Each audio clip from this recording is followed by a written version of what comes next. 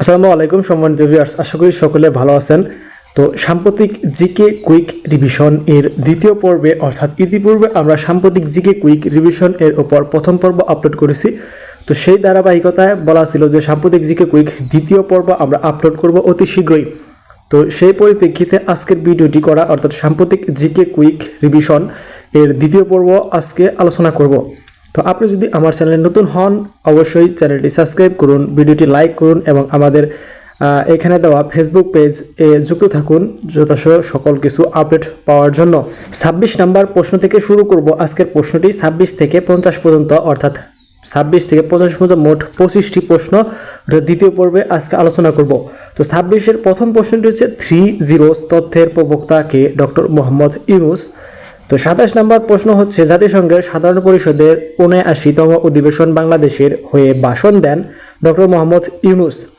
27 নম্বর প্রশ্ন জাতিসংঘের সাধারণ পরিষদের 79তম অধিবেশনে বাংলাদেশের হয়ে ভাষণ দেন ডক্টর মোহাম্মদ ইউনূস।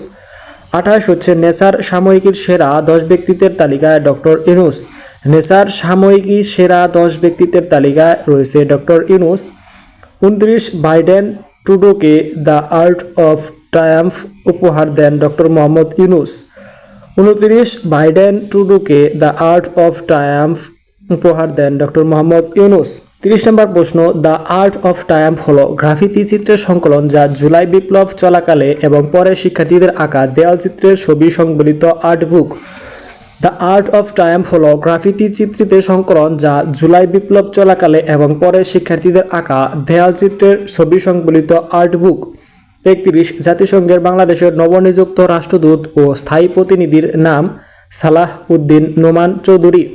জাতিসংঘের বাংলাদেশের নবনিযুক্ত রাষ্ট্রদূত ও স্থায়ী প্রতিনিধির নাম সালাহ উদ্দিন নোমান চৌধুরী। নম্বর প্রশ্ন দেশের একমাত্র সাইক্লিস্ট হিসেবে এভারেস্ট বেস ক্যাম্পে পৌঁছেছেন চট্টগ্রামের তাম্মাত বিল খোয়ার। দেশের একমাত্র সাইক্লিস্ট হিসেবে এভারেস্ট বেস ক্যাম্পে পৌঁছেছেন চট্টগ্রামের তাম্মাত বিল খোয়ার। জাতিসংঘের পূর্ণ সদস্য না হয়েও 10 সেপ্টেম্বর 2024 সাধারণ পরিষদে আসন পায় ফিলিস্তিন। জাতিসংঘের পূর্ণ সদস্য না হয়েও 10 সেপ্টেম্বর 2024 সাধারণ পরিষদে আসন পায় ফিলিস্তিন। 34 হু মানিপক্স ভাইরাসের টিকার প্রথম অনুমোদন দেয় হচ্ছে 13 সেপ্টেম্বর 2024।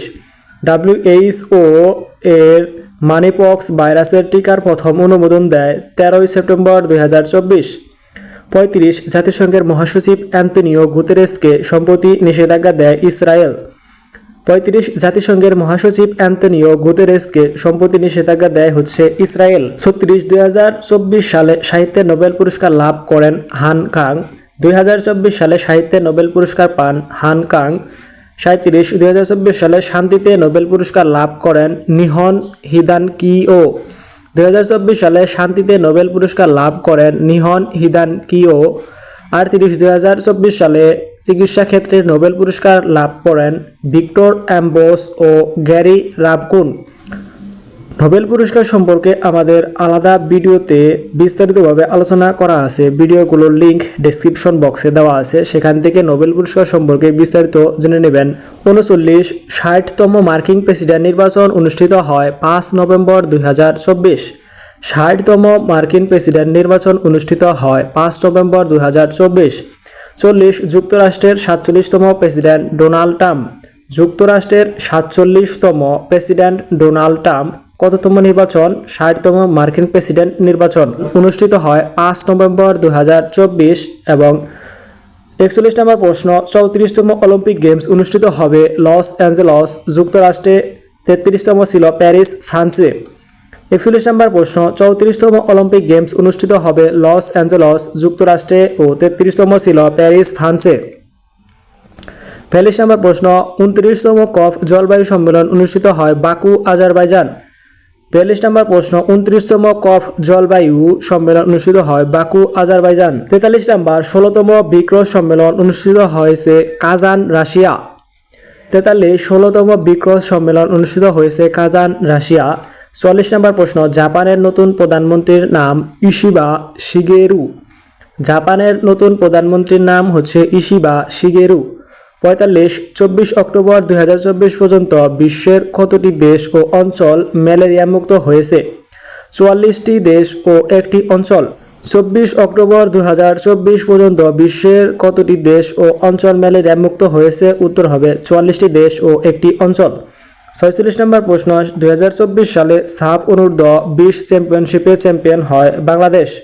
2024 সালে সাফ অনূর্ধ্ব 20 চ্যাম্পিয়নশিপে চ্যাম্পিয়ন হয় বাংলাদেশ। 47 চীনে প্রথম এআই হাসপাতাল চালু হয়। এআই হাসপাতাল চালু হয় সর্বপ্রথম চীনে। 48 বিশ্বের সর্বাধিক দরিদ্র মানুষের বসবাস হচ্ছে ভারতে। 48 বিশ্বের সর্বাধিক দরিদ্র মানুষের বসবাস হচ্ছে ভারতে। 49 বিশ্বের প্রথম কাঠ দিয়ে তৈরি স্যাটেলাইটের নাম হচ্ছে লিঙ্গোস্যাট, জাপানি নির্মাণ করে।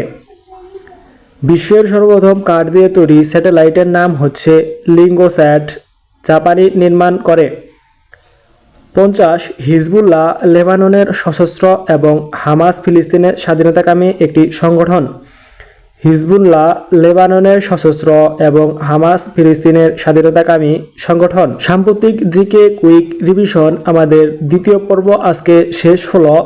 তো আশা করি ভিডিওটি মনোযোগ সহকারে দেখেছেন এবং সাম্প্রতিক জিকে কুইক রিভিশন থেকে আপনারা বিশ্ববিদ্যালয়, ক্যাডেট ভর্তি এবং চাকরি পরীক্ষায় অনেকগুলো প্রশ্ন কমন পাবেন ইনশাল্লাহ। তো শেষ পর্যন্ত আমাদের সাথেই থাকুন এবং চ্যানেলটি সাবস্ক্রাইব, লাইক এবং শেয়ার করে পাশেই থাকুন।